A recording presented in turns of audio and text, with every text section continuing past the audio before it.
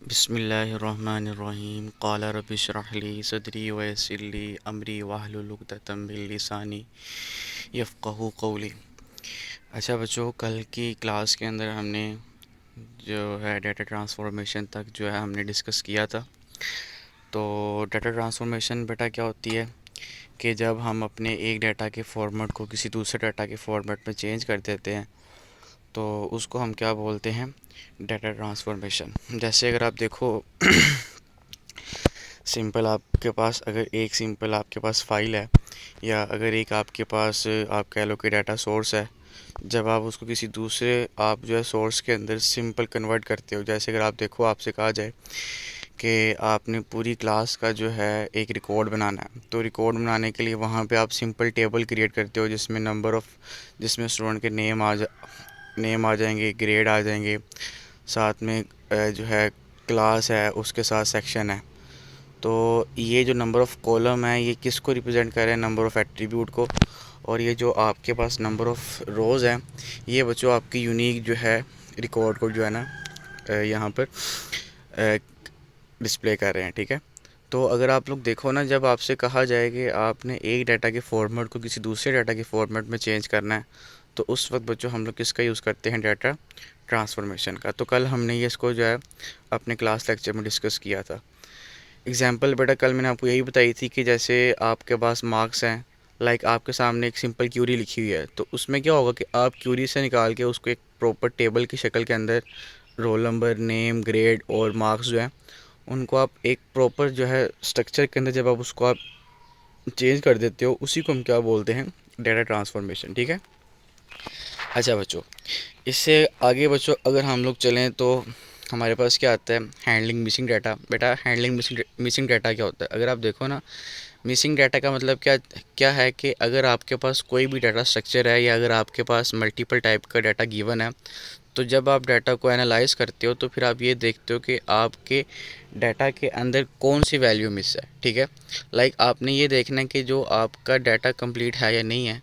फिर आपने ये देखना है कि अगर आपका डाटा कंप्लीट नहीं है तो उसको आपने किस तरह से कंप्लीट करना है। लाइक वहाँ बच्चों आपने एरर्स देखने हैं, वहाँ पे आपने मेथड यूज़ करने हैं, या वहाँ पे आपने नंबर ऑफ़ सीक्वेंस देखने हैं कि जिसकी मदद से आप अपने मिसिंग डाटा को बेटा आप जो है इजीली उसको आप वैलिड कर सकते हो। जैसे some time data is incomplete और has missing values, there are different techniques to handle missing data. One option to is to remove the rows with missing values। बेटा सबसे पहले क्या है कि जोन सी वैल्यू आपके पास मिस है हम उसको वहाँ से रिमूव कर देंगे। ठीक है, तो हमने मिसिंग डाटा को किससे हैंडल करना है कि हमने ये चीज़ देखनी है कि आपके पास आपका जो कंप्लीट डाटा है उसमें से कितनी वैल्यूज़ मिस हैं। तो अगर तो उसमें से एक बच्चों वैल्यू मिस है तो हम क्या करेंगे, हम पूरे डाटा का निकालेंगे एवरेज वैल्यू और उसको हम एवरेज वैल्यू के साथ फिल कर देंगे। लेकिन बच्चों अगर आपका ज़्यादा डाटा मिस है, लाइक अगर आपकी ज़्यादा वैल्यूज़ मिस है, तो बच्चों हम लोग वहाँ से अपनी उस पूरी नंबर ऑफ़ रो को बच्चों हम लोग वहाँ से डिलीट कर देते हैं। जैसे अगर आप देखो ना, इन केस के अंदर ये आपके सामने एक टेबल बना हुआ है बेटा। फर्स्ट टेबल के अंदर अगर आप लोग देखो तो यहाँ पे अली के मार्क्स आ रहे हैं 84 हैं, उसके बाद सारा के मार्क्स जो है ना मिस है। तो अगर आप देखो तो ये आपका डाटा मिस है, तो हम लोग यहाँ पे क्या कर सकते हैं, यहाँ पे हम लोग ओवरऑल मार्क्स को ऐड करके उसका एवरेज निकाल के हम लोग जो है सारा के मार्क्स ऐड कर देंगे। लेकिन यहाँ पे अगर सारा की क्लास भी मिस होती तो हम क्या करेंगे, हम पूरी की पूरी रो को वहाँ से डिलीट कर देते हैं। ठीक है, तो इसी तरह से हम लोगों ने ये देखना है कि अगर हम लोग डाटा को मैनेज कर रहे हैं या अगर बच्चों हम लोग डाटा को हैंडल कर रहे हैं तो हमने वहाँ पे कौन कौन से नंबर ऑफ़ सीक्वेंस या बच्चों हमने वहाँ पे कौन से नंबर ऑफ़ मेथड को यूज़ करना है।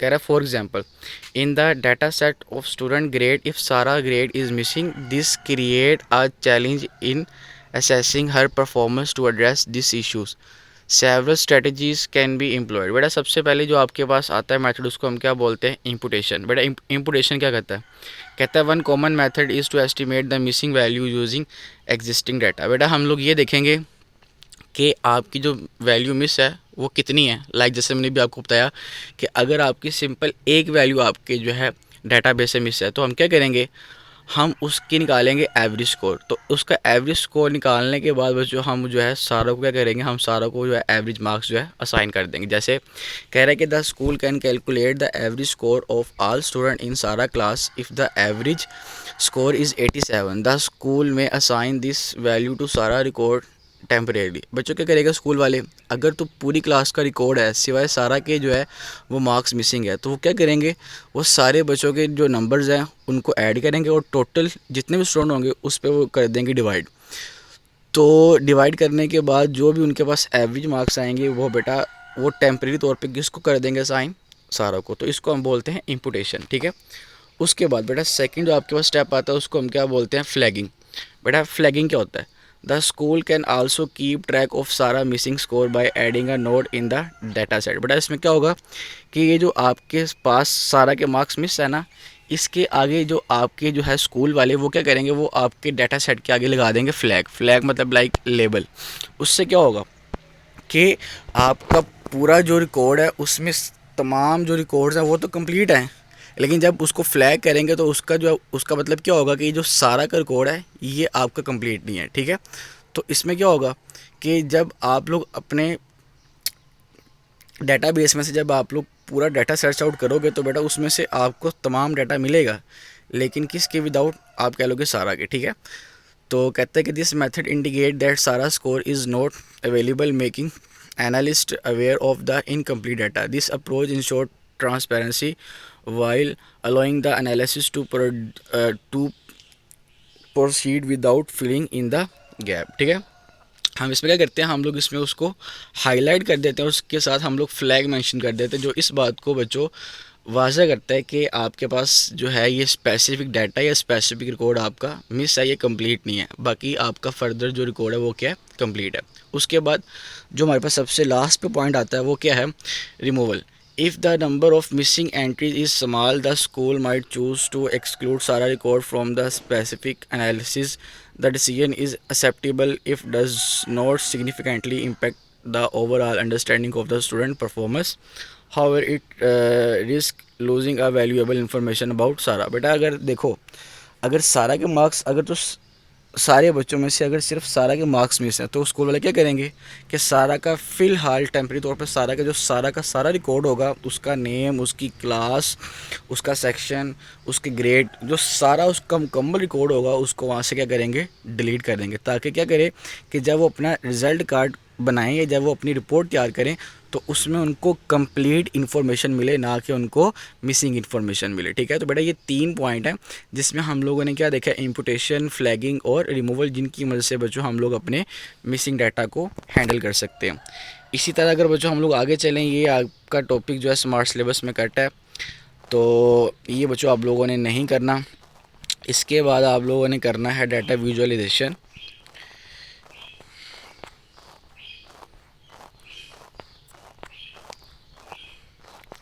अच्छा बच्चों, ये आप लोगों ने ना, ये जो हमने अभी पढ़ा है हैंडलिंग मिसिंग डाटा, ये आपका इंपॉर्टेंट शॉर्ट क्वेश्चन है। तो जब आपको शॉर्ट क्वेश्चन आएगा तो उसमें ये इन तीनों पॉइंट में से आपसे कोई एक आधा पॉइंट या आपको जो है ना यहाँ पे डिफरेंस भी आ सकता है कि फ्लैगिंग डिफरेंस बिटवीन रिमूवल या फिर इम्पुटेशन डिफरेंस बिटवीन रिमूवल। तो इस तरह से ना यहाँ पे आपको डिफरेंस भी आ सकता है। तो आप लोगों ने ना एक बात यहाँ पे लाजमी याद रखनी है कि ये जो चैप्टर नंबर 5 है ना, इसको आपने बेटा अगर आप इसको एज अ लॉन्ग क्वेश्चन के लिए अगर आप इस लोग इसको प्रिपेयर करते हो तो वो आपके लिए बेस्ट ऑप्शन है, ठीक है, क्योंकि आसान चैप्टर, इतना मुश्किल चैप्टर नहीं है। तो 8 नंबर का आपके पूरा लॉन्ग क्वेश्चन है। तो मेरा ख्याल है कि इस पूरे चैप्टर के हर एक पॉइंट को, हर एक टॉपिक को आपने अच्छे तरीके से समझना है, देखना है, ताकि जो है ना आपके मार्क्स इंप्रूव हो। अच्छा बच्चों, बेटा आपके सामने यहाँ पे एक सिंपल पॉइंट लिखा हुआ है, always visualize your data before building models and test your result on new data for better accuracy. बेटा मतलब क्या कि जब हम अपने डाटा को बिल्ड कर रहे होते हैं या जब हम कोई भी रिकॉर्ड या बच्चों हम कोई भी इंफॉर्मेशन को प्रिपेयर कर रहे होते हैं या अगर हमने कोई भी रिज़ल्ट तैयार करना है तो उससे पहले हम क्या करते हैं, हम उसको विजुलाइज़ कर लेते हैं। विजुलाइज़ क्या होता है कि हम उसको पिक्चर के फॉर्मेट में, ग्राफ्स के फॉर्मेट में, या हम उसको फ़्लो चार्ट की मदद से हम उसको इस तरह से जो है एक्सप्लेन करते हैं ताकि हमें उसके अंदर मोर एक्यूरेसी मिले या आपका डाटा मोर क्लियर हो जाए और आप इजीली अपने जो है ना आपके पास वहाँ पे जो भी आपका डाटा है आप उसको इजीली जो है वहाँ पे सर्च आउट करके अपने डाटा को बिल्ड कर लो या फिर आप उसका जो है रिज़ल्ट निकाल लो, ठीक है। अच्छा, ये इस बेटा अगर आप देखो ना यहाँ पे इंट्रोडक्शन टू डाटा विजुअलाइजेशन, ये बेटा आपका इंपॉर्टेंट लॉन्ग क्वेश्चन है, ठीक है। तो इसमें इसकी डिफरेंट टाइप्स भी आप लोगों ने करनी है और साथ में जो ग्राफ्स आ रहे हैं उनकी आप लोगों ने डायग्राम लाजमी बनानी है। कहते हैं data visualisation is the process of representing in a visual format such as graphs or charts. It helps us to quickly identify pattern, trends and insight from the data. कहता है डाटा विजुअलाइजेशन क्या होता है बेटा? Data visualisation का मतलब क्या होता है कि जब हमने अपने डाटा को प्रोसेस करना होता है तो उस वक्त हम अपने डाटा को ग्राफ्स के अंदर, चार्ट्स के अंदर, या फिर हम उसको फ़्लो चार्ट की मदद से, या हम उसको किसी भी पिक्चर के फॉर्मेट पर जो हम लोग उसको जो प्रेजेंट करते हैं, ताकि क्या हो, उसको समझना आपके लिए आसान हो जाए। तो जब आपको डाटा को समझना जब बच्चों आपके लिए सिंपल हो जाएगा, आसान हो जाएगा, तो बेटा आप आसानी के साथ उसकी जो रिपोर्ट है, या जब उसके जो पैटर्न्स हैं, या जो आपने उसमें से इंफॉर्मेशन कलेक्ट करनी है, तो बेटा वो आपके लिए क्या हो जाएगा, काम आसान हो जाएगा। तो अगर आप देखो ना, जैसे फॉर एग्ज़ाम्पल अगर आपसे कहा जाए कि आपने अपने घर से लेके कॉलेज तक अगर आपने ट्रैवल करना है, तो वहाँ पे क्या है कि अगर आपको सिंपल ज़ुबानी कलामी अगर आपको जो है बताया जाए कि पहले आपने जाना है कैनाल रोड पे, फिर आपने यहाँ से मुड़ना है, फिर आपने जाके जो है सीधा मुड़ना है, तो बेटा इस तरह से अगर आपको सिर्फ ज़ुबानी बताया जाए तो वो आपके लिए एड्रेस को समझना क्या होगा, मुश्किल होगा। लेकिन अगर आपको सिंपल जो है प्रॉपर एक जो है ग्राफ की मदद से, या प्रॉपर आपको पिक्चर्स के अंदर, या आपको एक आपको व्यू के ज़रिए अगर आपको जो है आपके कॉलेज से लेके घर तक का अगर आपको सही, या अगर आपको एक्यूरेट मैप दिखाया जाए, तो उससे क्या होगा बच्चों, आपको जो है रास्ता समझने में बच्चों क्या हो जाएगा, आपके लिए आसानी हो जाएगी। इसी तरह जब हम लोग डाटा को, जब बच्चों हम लोग प्रोसेस कर रहे होते हैं, तो उसको हमने प्रेजेंट करना होता है। तो प्रेजेंट करने के लिए हम क्या करते हैं कि हम डाटा को ग्राफ से चार्ट की फॉर्मेट में चेंज कर देते हैं, जिससे क्या होता है कि हमें डाटा को समझना या डाटा को सॉल्व करना बच्चों हमारे लिए क्या हो जाता है, आसान हो जाता है। उसके बाद बेटा टाइप्स ऑफ विजुअलाइजेशंस आपके पास आती हैं। बेटा इसकी डिफरेंट टाइप्स हैं। सबसे पहले हमारे पास यहाँ पे आता है बार चार्ट। बेटा बार चार्ट क्या होता है? Bar chart are ideal for comparing different categories. Each bar represent a category and the height और length of the bar indicate the value associate with that category. बेटा इसमें क्या होता है कि हम दो डिफरेंट वैल्यूज़ को आपस में कंपेयर कर रहे होते हैं। दो अलग अलग वैल्यूज़ होती हैं, जैसे हम लोग किसी की हाइट और किसी की लेंथ कंपेयर कर रहे हैं, हम लोग किसी का वेट और किसी का आप कह लो कि हाइट कंपेयर कर रहे हैं कि उसके वेट के मुताबिक उसकी जो है ना हाइट क्या है। या इसी तरह अगर आप देखो कि आपने अगर कोई भी प्रोडक्ट सेल कर रहे हो, तो आप जो है दो प्रोडक्ट के दरमियान डिफरेंस निकाल सकते हो।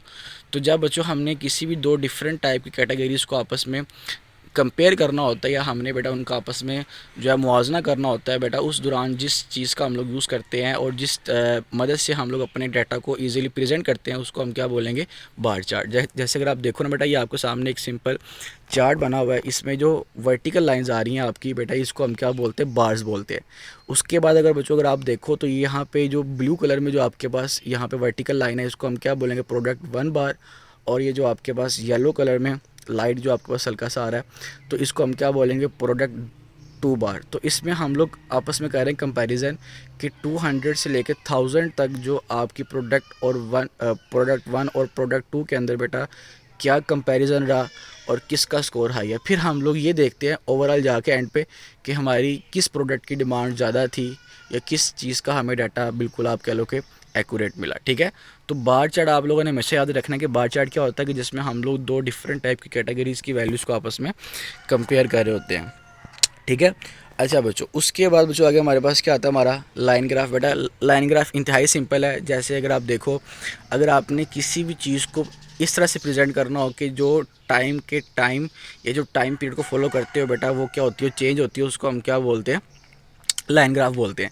जैसे सिंपल अगर आप देखो टेम्परेचर, ये जो आपके वेदर फोरकास्ट वाले होते हैं, ये भी सिंपल एक चार्ट बनाते हैं जिसमें वो करते हैं कि दिन के स्टार्टिंग से लेके दिन के एंड तक आपका टेम्परेचर कितना ऊपर गया और आप कह लो कि कितना नीचे आया। तो सिंपल यहाँ पे क्या है कि जब आप लोगों ने लाइंस के अंदर या पॉइंट की मदद से जब आप लोगों अपनी किसी भी ऐसी जो है ना आप लोग मेजरमेंट को करते हो जो टाइम के लिहाज से चेंज होती है, उसको बच्चों हम क्या बोलते हैं, लाइन ग्राफ मेजरमेंट्स बोलते हैं। जैसे अगर आप देखो ना, तो यहाँ पे क्या लिखा हुआ है कि line graph are use to show trend over time. They plot data point and correct them with a line, making it easy to observe changes. If you track the temperature over a week, a line graph will show how the temperature rises and falls each day. अगर आप देखो बेटा, ये जो आपके पास x axis जो आपके पास आ रहा है हॉरिजॉन्टल लाइन, यहाँ पे आपके पास क्या आ रहा है, टाइम आ रहा है 10 AM 12 PM 2 PM, ठीक है। तो ये टाइम आ रहा है। और ये जो आपके पास वाई एक्सिस पे जो बच्चों आपकी सीधी वर्टिकल लाइन आ रही है, ये किस चीज़ को रिप्रेजेंट कर रहा है, आपके टेम्परेचर को। तो यहाँ पे क्या होगा कि जैसे ही हम लोग दिन के 10 बजे पे अगर हमने टेम्परेचर किया चेक, तो उस वक्त आपका टेम्परेचर था डिफरेंट। फिर जैसे ही हमने चेक किया 12 बजे, बेटा आपका टेम्परेचर बढ़ गया, ठीक है। तो यहाँ पे क्या है कि हम टाइम के मुताबिक किसको मेजर करें, अपने जो है आप कह लो टेम्परेचर को।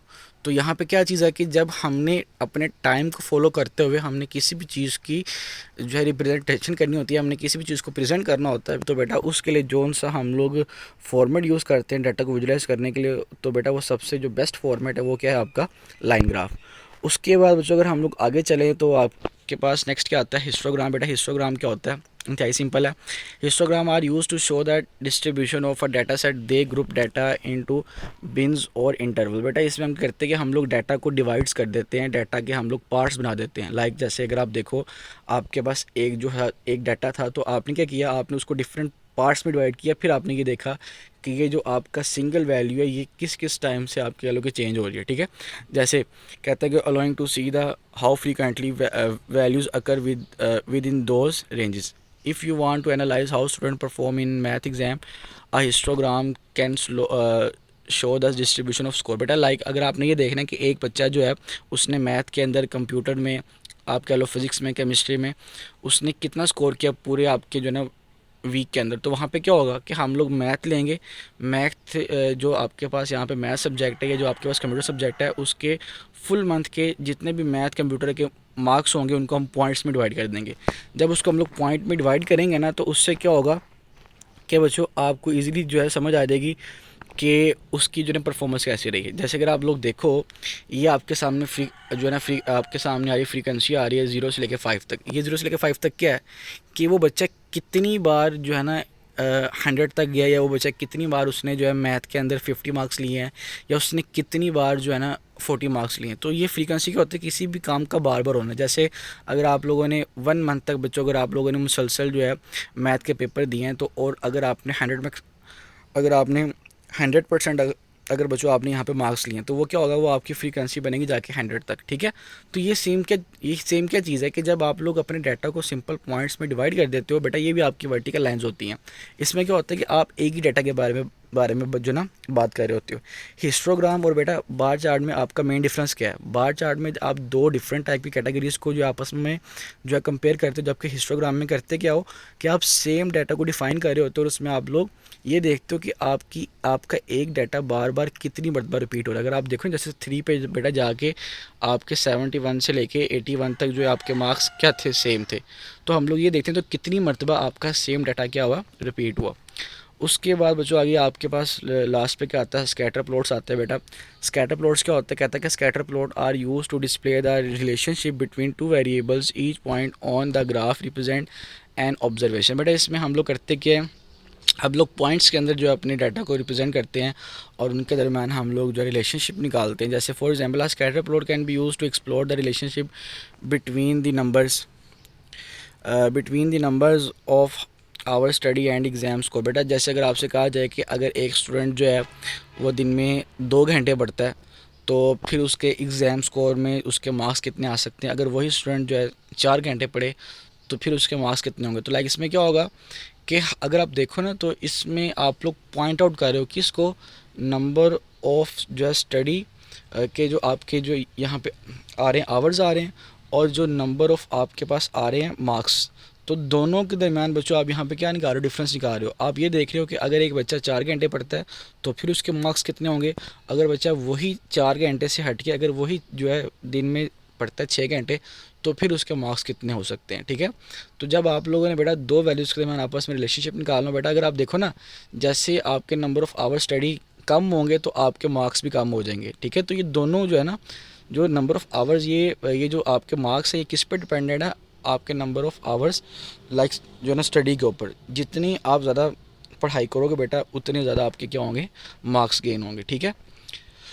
अच्छा जी, तो बेटा इस तरह का जो आपने जो है डाटा को जब आप लोगों ने एक दूसरे के साथ, या जब आपने एक डाटा को किसी दूसरे डाटा पे डिपेंड करना होता है, तो बेटा उस वक्त जो सा हम लोग चार्ट यूज़ करते हैं, जो सा हम लोग डाटा विजुअलाइजेशन का बच्चों जो हम मेथड यूज़ करते हैं, उसको हम क्या बोलते हैं, स्कैटर प्लॉट बोलते हैं। ठीक है, तो बेटा लास्ट पे बॉक्स प्लॉट ये आपका जो है स्मार्ट सिलेबस में कट है।